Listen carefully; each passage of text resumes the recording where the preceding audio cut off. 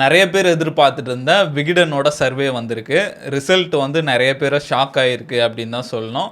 என்ன சொல்றாங்க அப்படின்ற மாரி டீட்டெயிலா பார்ப்போம். அதே மாரி இதில சொல்லியிருக்க சில ஸ்டார் தொகுதி பத்திலாம் பார்ப்போம். யார் வின் பண்றாங்க அப்படின்ற மாரிலாம் டீட்டெயிலா இந்த வீடியோல பார்ப்போம். இந்த எலக்ஷன் சர்வே பொறுத்தவரைக்கும்லாம் இது ஒரு பெர்ஸ்பெக்டிவ் அப்படின்னு தான் சொல்லணும். இத வச்சு நம்ம அக்யூரேட்டா சொல்ல முடியாது. இவங்க தான் வின் பண்ணுவாங்க அப்படின்ற மாரி.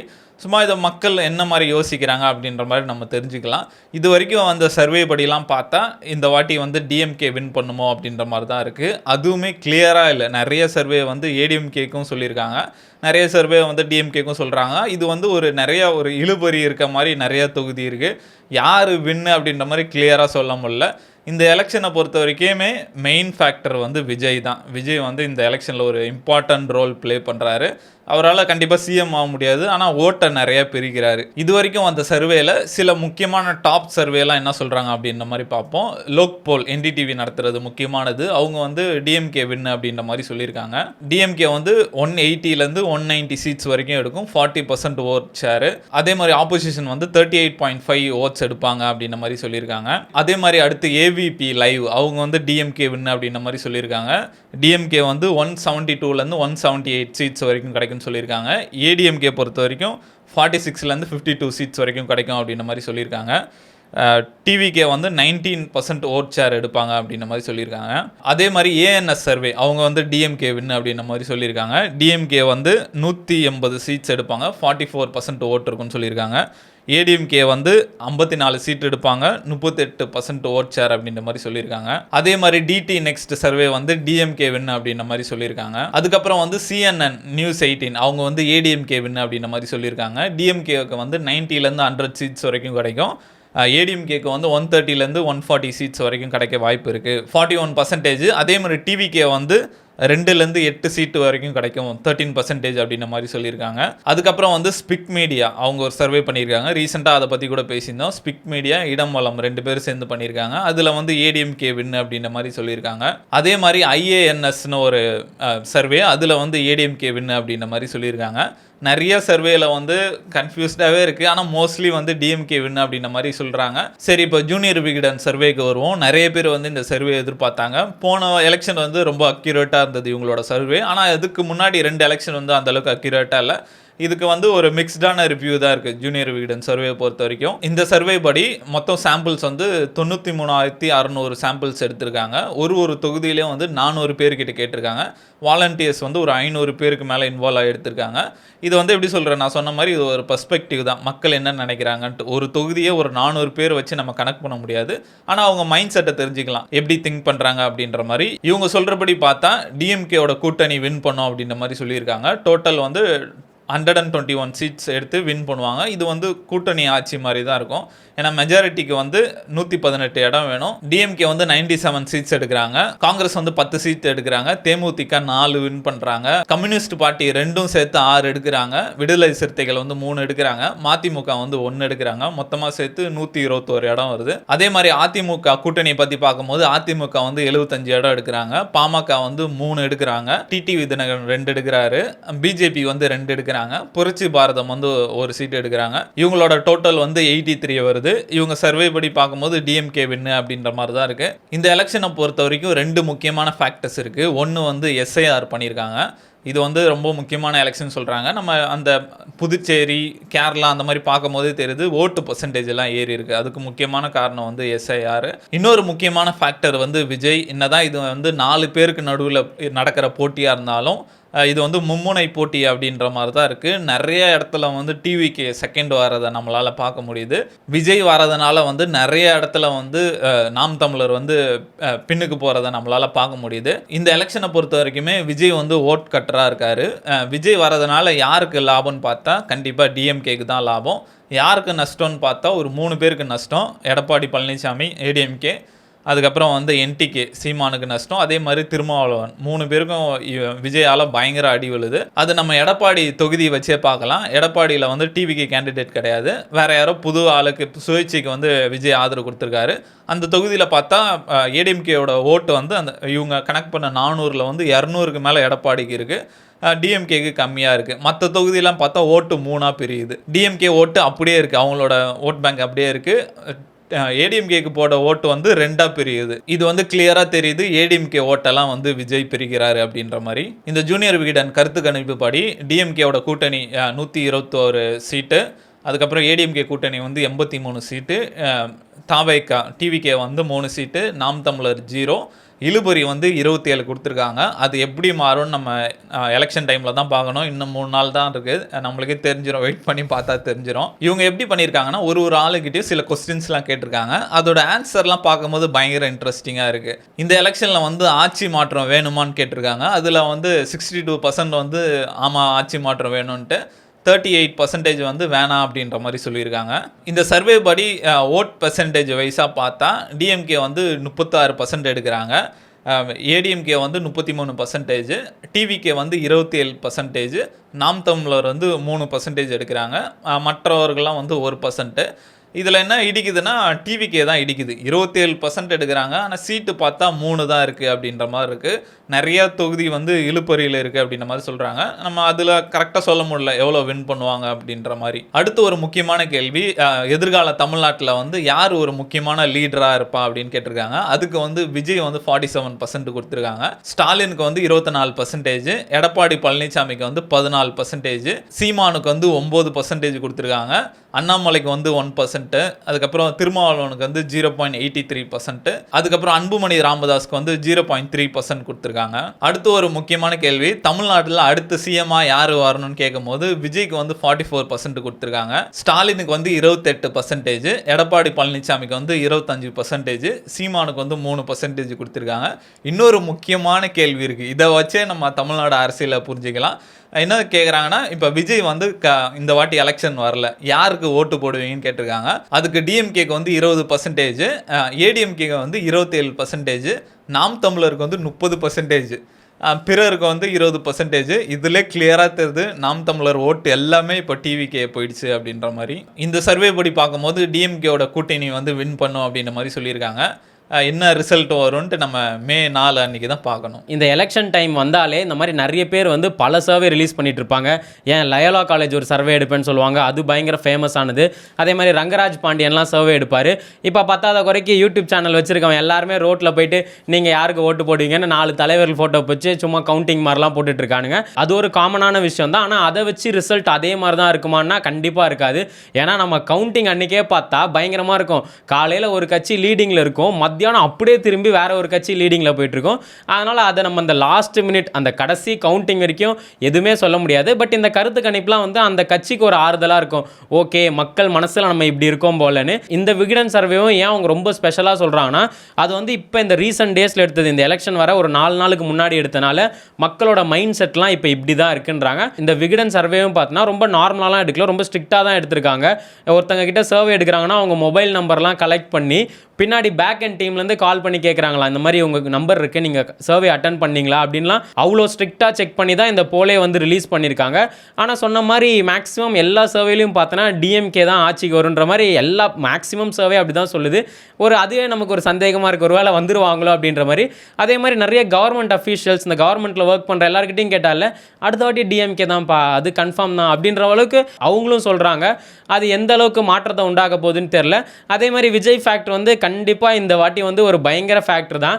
இதை தான் வந்து சீமான் அண்ணா வந்து ரொம்ப நாளாக சொல்லிட்டு இருக்காரு. போன எலெக்ஷனில் பார்த்தீங்கன்னா ஐயா கமலஹாசனை கூட்டிகிட்டு வந்து என்னை தடுத்துட்டீங்க, இந்த எலெக்ஷனில் என் தம்பி விஜயை கூப்பிட்டு வரீங்க, நானும் போராடிக்கிட்டே இருக்கேன், அந்த மாதிரி புதுசு புதுசாக கொண்டு வந்து என்னை தடுத்துட்டு இருக்கீங்கன்னு சொன்னார். பார்த்தா இந்த போல் சர்வேமே பார்த்தோன்னா அந்த மாதிரி ஒரு ரிசல்ட் தான் கொடுக்குது. இது என்டிகேக்கு வந்து பயங்கர பாதிப்பு. அவங்க இப்போ தான் கொஞ்சம் படிப்படியாக வந்துட்டு இருக்காங்க. புதுசாக ஒரு பவர் வந்து புதுசாக ஒரு ஆள் வந்து இந்த கட்சி தான் பின்னாடி போயிட்டு இருக்கு. இதில் சொன்ன மாதிரி ஏடிஎம்கே ஓட்ஸ் கூட நிறைய பிரியுது போல. ஒன்று வந்து டிஎம்கேவோட ஆன்டி இன்கம்பன்சி ஓட்டு வந்து இந்த பக்கம் வரும்னு பார்த்தா டக்குன்னு விஜய் மாதிரி ஒரு புது கட்சி வந்து அதை எடுத்துக்குது. அது எடப்பாடிக்கே நேராக தெரியுது போல். அதனால தான் அவர் பிரச்சாரத்தெலாம் சொல்கிறார், இந்த மாதிரி நடிகர் பின்னாடி போகாதீங்க, நான் உங்களை பாஸ்லாம் பண்ணி விட்டேனே, என்ன மறந்துட்டிங்களா அப்படின்லாம் கேட்க ஆரம்பிக்காரு. ஸோ விஜய் வந்து ஒரு மெயின் ஃபேக்டரே இதில் ப்ளே பண்ணிட்டாரு. அதே மாதிரி விஜய் பற்றி பார்க்கும்போது பயங்கர ஃபேசினேட்டிங்காக தான் இருக்குது. எப்படி மக்கள் வந்து ஒரு ஆக்டர் பின்னாடி இப்படி போகிறாங்க, இந்த காலத்துலேயும் ஒரு ஆக்டர் பின்னாடி போகிறாங்க அப்படின்னு பார்க்கும்போது கொஞ்சம் கஷ்டமாக தான் இருக்குது. இந்த எலெக்ஷனை பொறுத்த வரைக்குமே என்னோட தனிப்பட்ட கருத்து, விஜயை வந்து ஓட்டை பிரிக்க தான் இறக்கி விட்டுருக்காங்க அப்படின்ற மாதிரி. யார் இறக்கி விட்டாங்க தான் தெரில, அது நம்ம போக போக தெரியும்னு நினைக்கிறேன். ஏன்னா வந்து நிறையா பேர்கிட்ட நான் பார்க்குறவங்ககிட்டே சொல்கிறேன், அவங்க கொள்கையே இல்லை, அவர்கிட்ட கொள்கையே இல்லை, அவர் ஸ்பீச்சும் அவர்கிட்ட இல்லை, அவர் பார்த்து தான் படிச்சுட்டு போகிறாரு, எந்த பிரச்சனைக்கும் வரமாட்டுறாரு, அவர் யாரோ இறக்கி விட்ருக்காங்க, ஓட்டப்பெருக்கி தான் இறக்கி விட்ருக்கான்னு ஒருத்தனமாக மாட்டுறான். அதெல்லாம் இல்லை, மாற்றத்தை கொடுக்க போகிறாரு எங்கள் அண்ணன் அப்படின்ற மாதிரி சொல்கிறாங்க. தனிப்பட்ட முறையில் விஜய் மேலே நம்மளுக்கு எந்த பிரச்சனையும் இல்லை. நம்மளே விஜய் ஸ்டார்டிங்கில் வரும்போது நல்ல இன்ட்ரெஸ்ட்டாக இந்த மாதிரி இருந்தது, மக்கள் ஆதரவுக்கு ஒரு புதுசாக ஒரு சக்தி வராரு போல் அப்படின்ற மாதிரி இருந்தது. அப்புறம் போக போக அவர் பேசுறது அவர் பண்ணுறதெல்லாம் பார்க்க பார்க்க இந்த இந்திரன் படத்தில் வருமே, என்னடி இது அப்படின்ற மாதிரி ஆயிடுச்சு. அரசியலே தெரியலையே எதுக்கு வராருன்னு பார்க்கும்போது யாரோ இறக்கி விட்ருக்காங்க அப்படின்ற மாதிரி தான் இருக்குது. ரவீந்திரன் துரைசாமி அவர்கிட்ட கூட ரீசெண்டாக ஒரு பேட்டியில் கேட்டிருந்தாங்க, விஜய் யாரை இறக்கி விட்டுருப்பா அப்படின்ற மாதிரி கேட்டாங்க. அவர் என்ன சொல்கிறாருன்னா, கண்டிப்பாக வந்து அரசியல் எப்படி போவோம்னா திராவிடம் வெர்சஸ் தமிழ் தேசியம் தான் ஃப்யூச்சர் இருக்கும், அதை வந்து தடுக்கிறதுக்கு தான் விஜய் இறக்கி விட்ருக்காங்க அப்படின்ற மாதிரி சொல்கிறாங்க. அதே தான் சீமானும் சொல்கிறாரு, என்ன டிஸ்டர்ப் பண்ணுறதுக்கு, தமிழ் தேசியத்தை டிஸ்டர்ப் பண்ணுறதுக்கு தான் விஜய் இறக்கி விட்ருக்காங்க அப்படின்ற மாதிரி சொல்கிறாரு. நம்ம கமெண்ட்ஸ்லேயே நிறையா வரும், விஜய் பற்றி பேசும்போது என்ன 200 வாங்கிட்டீங்களா அப்படின்ற மாதிரிலாம் வரும். எந்த கட்சிக்கும் நம்ம சப்போர்ட் கிடையாது. ஆனால் என்னோட நல்ல கான்சியஸில், குட் கான்சியஸில் வந்து என்னால் விஜய்க்கு சப்போர்ட் பண்ண முடியாது. அவர் ஒரு நார்மல் ஆக்டரு, அவர் வந்து ஓட்டை பிரிக்க தான் இறக்கி விட்ருக்காங்கன்னு நினைக்கிறேன். இதை நான் இதில் பதிவு பண்ணிக்கிறேன். நீங்கள் ஓட்டு போடுறது வந்து உங்களோட விருப்பம். நான் என்னை பொறுத்த வரைக்கும் ஒரு தலைவரை நம்பி நம்மளால் இருக்க முடியாது. ஒரு தலைவர் வந்து நம்மளுக்கு நல்லது பண்ணுவாரெலாம் இருக்க முடியாது. நம்மளை பார்த்துக்கினா தான் உண்டு அப்படின்ற மாதிரி இருக்குது. ஏன்னா தமிழ் தேசம்னு ஒரு கான்செப்ட் எடுத்துன்னு வந்து நல்லா வந்திருந்தார், நடுவில் விஜய் இறக்கி விட்டானுங்க அப்படின்ற மாதிரி தான் இருக்குது. நம்ம வீடியோலேயே நிறையா வரும், விஜய் ஒரு இலுமினாட்டி அப்படின்னு தொடர்ந்து ஒரு கமெண்ட் வந்துட்டுருக்கோம். நேற்று தான் ஒரு வீடியோ பார்த்தேன், விஜய் ஏன் இலுமினாட்டி அப்படின்ற மாதிரி எக்ஸ்பிளைன் பண்ணி ஒரு வீடியோ போட்டிருந்தாங்க. ஒரு வேளை இருக்குமோ அப்படின்ற மாதிரி தான் இருக்குது. அந்த ஸ்டோரி நான் போட்டதுக்கப்புறம் நிறைய பேர் எனக்கு மெசேஜ் பண்ணாங்க, ஆமாம் ப்ரோ இது உண்மையாக இருக்க வாய்ப்பு இருக்குது அப்படின்ற மாதிரி. என்ன கதைன்னே தெரில, நம்மளுக்கு போக போக தான் தெரியும் யார் விஜய் இறக்கி விட்ருக்காங்க அப்படின்ற மாதிரி. இப்போ ஜூனியர் விகடனோட கருத்து கணிப்போட சில தொகுதியெல்லாம் பார்ப்போம் யார் வின் பண்ணுறாங்க அப்படின்ற மாதிரி. ஃபஸ்ட்டு வந்து இந்த ஆர்கே நகர் தொகுதி பற்றி பார்ப்போம். அது வந்து டிவிகே வின்னு கொடுத்துருக்காங்க, மரியம் வில்சனு. அவர் நிறைய வீடியோ வந்து இன்ஸ்டாகிராம்லலாம் வந்துட்டுருக்கு, ஆர்கே நகரே நான் தத்து எடுத்துக்கிறேன் அப்படின்ற மாதிரி சொல்லிட்டாரு. நிறைய போய் கேரம் விளாடுறதுலாம் இது பேசிகிட்டு இருப்பார். நிறைய ஸ்போர்ட்ஸ் விளாடிட்டு இருக்க பசங்கிட்டலாம் போய் பேசுவார். இன்னும் விளாடி இருக்க, டிஸ்ட்ரிக்ட் விளாடிருக்கியா, பேப்பர் கொடுங்க அப்படின்ற மாதிரி உடனே அட்மிஷன் போட்டு கொடுப்பாரு. அந்த மாதிரி நல்லா கவர் பண்ணிட்டாரு அப்படின்னு தான் சொல்லணும். அதில் வந்து மரியம் வில்சன் வந்து 400 பேரில் வந்து 145 பேர் வந்து டிவிகேக்கு, செகண்ட் வந்து டிஎம்கே 131, ஏடிஎம்கே வந்து 112, நாம் தமிழர் வந்து 8 கொடுத்துருக்காங்க. அடுத்து முக்கியமான தொகுதி பெரம்பூர், விஜய் நிற்கிறாப்பில், விஜய் தான் வின்னு. டிவிகேக்கு வந்து 164 பேர் டிவிகே சொல்லியிருக்காங்க. அதுக்கப்புறம் வந்து டிஎம்கே வந்து 132 பேர், மாம்பழம் வந்து 95 பேர், அதே மாதிரி என்டிகே வந்து 6 பேர் அப்படின்னு சொல்லியிருக்காங்க. இந்த சர்வேலாம் பார்க்கும்போது என்டிகே வந்து 6, 4 அப்படின்ற மாதிரி தான் இருக்குது. இந்த 3 பேருக்குள்ளே தான் போட்டி இருக்கும்போது எல்லாமே 100s இருக்காங்க. நாம் தமிழர் பார்த்தா 6 அந்த மாதிரி இருக்குது. இது வந்து நம்ம வரும்போது தான் தெரியும் என்டிகே எவ்வளோ ஓட்ஸ் எடுக்கிறாங்க அப்படின்ற மாதிரி. அடுத்து கொளத்தூர் பார்க்கும்போது ஸ்டாலின் வின் பண்ணுறாரு. மார்ஜினுமே ரொம்ப கம்மியாக தான் இருக்குது. ஸ்டாலின் வந்து 151, டிஎம்கேக்கு வந்து 151 பேர் சொல்லியிருக்காங்க. செகண்ட் பிளேஸில் வந்து விசில் 143, தேர்டு வந்து ஏடிஎம்கே 96 இருக்குது. அப்புறம் நாம் தமிழர் வந்து 6 இருக்குது. அடுத்து முக்கியமாக வில்லிவாக்கம் வந்து இழுபறியாக இருக்குது. ஏன்னா 2 பேருமே பெரிய கேண்டிடேட்டு. அண்ணா நகர் கார்த்தி நம்ம நிறையா சவுக்கு சங்கர் வீடியோலாம் பார்த்தா அண்ணா நகர் கார்த்தி நிறையா கேட்டிருப்போம். அவங்க ரொம்ப முக்கியமான ஆள். சபரீசன், ஆதவ அர்ஜுன், அண்ணா நகர் கார்த்தி 3 பேருமே க்ளோஸ் ஃப்ரெண்ட்ஸ்லாம் சொல்லுவாங்க. 2 பேரும் நிற்கிறாங்க, என்ன கதைன்னே தெரில, இழுபறியாக தான் இருக்குது. அண்ணா நகர் கார்த்தி வந்து 145 எடுக்கிறாரு, ஆதவ அர்ஜுன் வந்து 143 எடுக்கிறாரு. தேர்டு வந்து ஏடிஎம்கே 97, அடுத்து என்டிகே வந்து 10. அடுத்து திருவிகா நகர் பொறுத்த வரைக்கும் ஏடிஎம்கே வின் பண்ணுறாங்க. பொற்கோடி ஆம்ஸ்ட்ராங் அவங்க வந்து 139 கொடுத்துருக்காங்க. செகண்ட் பிளேஸில் வந்து உதயசூரியன் 134 கொடுத்துருக்காங்க. அடுத்து எழும்பூரில் வந்து டிஎம்கே வின் பண்ணுறாங்க. அதில் வந்து ராஜ்மோகன் நிற்கிறாரு. டிஎம்கே வந்து 153, டிவிகே வந்து 145 கொடுத்துருக்காங்க. மேபி அவர் வின் பண்ணுறதுக்கு வாய்ப்பு இருக்குன்னு தான் நினைக்கிறேன். ஏன்னா அவர் நல்ல ஃபெமிலியரான ஃபேஸு. டிஎம்கேக்கு வந்து ஆன்டி இன்கம்பன்சி இருக்குது, சொல்ல முடியாது. ராஜ்மோகன் வின் பண்ணுறதுக்கும் வாய்ப்பு இருக்குன்னு தான் நினைக்கிறேன். அதே மாதிரி ராயபுரம் வந்து ஜெயக்குமார் வின் பண்ணுறாரு, அவரோட தொகுதி அது. நான் எதர்ச்சியாக ஏதோ ஒரு சாவு போயிருந்தேன், பார்த்தா அந்த சாவுக்கு வர்றாரு. ராயபுரம் வந்து இப்போ டிஎம்கே ஏடிஎம்கேலாம் ஒரு கேண்டிடேட் வந்து அந்த தொகுதி நான் எடுத்துக்கிறேன் அப்படின்ற மாதிரி ஒர்க் பண்ணுவாங்க. அந்த மாதிரி ராயபுரம்லாம் அவரோட தொகுதி மாதிரி அது. அவர் வின் பண்ணுறாரு இந்த வாட்டி. இப்போ பிரச்சாரம் பண்ணும்போது கூட பார்த்தா க்ளவுஸ்லாம் போட்டு பாக்ஸிங்லாம் பண்ணிட்டு இருந்தாரு. போன வாட்டியுமே சொன்னார் இந்த மாதிரி, ஏங்க நான்லாம் ராயபுரத்தில் தோக்குற ஆளாங்க, நானே தோத்துட்டேங்க, இந்த பிஜேபி கூட கூட்டணி வச்சதாங்க தப்புன்ற மாதிரிலாம் பேசிட்டு இருந்தாரு. அதே மாதிரி சேட்பாக்கத்தில் வந்து உதயநிதி வின் பண்ணுறாரு. அவரில் சொல்லவே தேவையில்ல, கண்டிப்பாக வின் பண்ணுவாங்க. இந்த லீடர்ஸ் எல்லாருமே வின் பண்ணுவாங்க. சைதாப்பேட்டையில் மா சுப்பிரமணியம் வின் பண்ணுறாரு. டி நகர் வந்து எதுக்கு புசியானது அங்கே இறக்கி விட்டாங்கன்னு தெரில, அங்கே கண்டிப்பாக சத்யா தான் வின் பண்ணுறாரு. அவருக்கு வந்து 135 பேர் வந்து ரெட்டைலை சொல்லியிருக்காங்க. விசிலுக்கு வந்து 131 பேர் சொல்லியிருக்காங்க. எப்படி வேணால் மாறும், ஆனால் மோஸ்ட்லி சத்யா தான் வின் பண்ணுவாருன்னு நினைக்கிறேன். அதே மாதிரி வேளச்சேரி தொகுதி பொறுத்த வரைக்கும் நம்மளோட தொகுதி அங்கே வந்து ஏடிஎம்கே தான் வின் பண்ணுறாங்க. அசோக் வந்து 134, அதுக்கப்புறம் செகண்ட் பிளேஸ் வந்து கை 130, தேர்டு வந்து விசில் 127 இருக்குது.